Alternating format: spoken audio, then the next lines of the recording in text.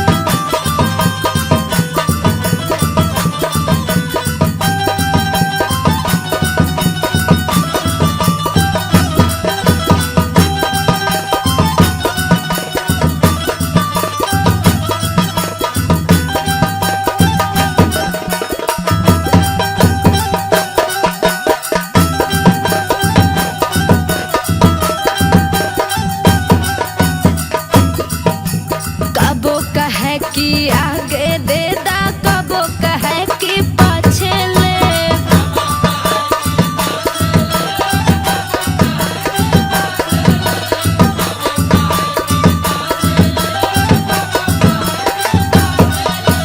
जमन खजाना रखल बाड़ू सब में आधे आधे ले।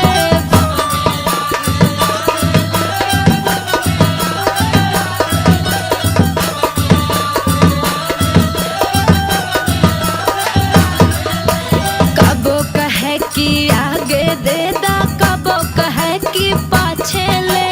जमन खजाना रखल बाड़ू सब में आधे आधे ले। थर थर करे बदनवा मोर गहनवा नोच रह जाजी। थर थर करे बदनवा मोर गहनवा नोच रह जाजी। हिस्सा हमसे मांगेला देवरा बरोज है राजा जी।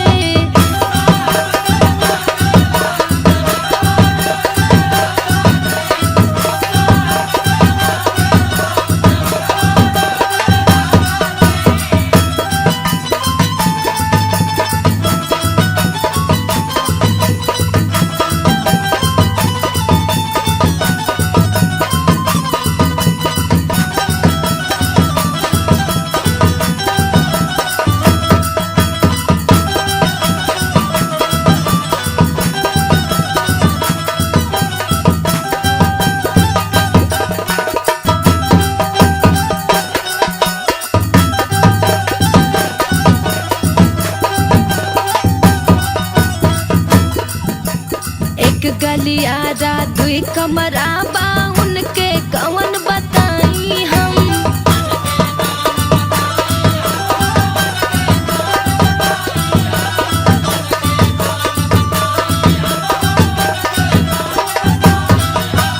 दाया बाया दोनों मांगे कैसे के समझाई हम।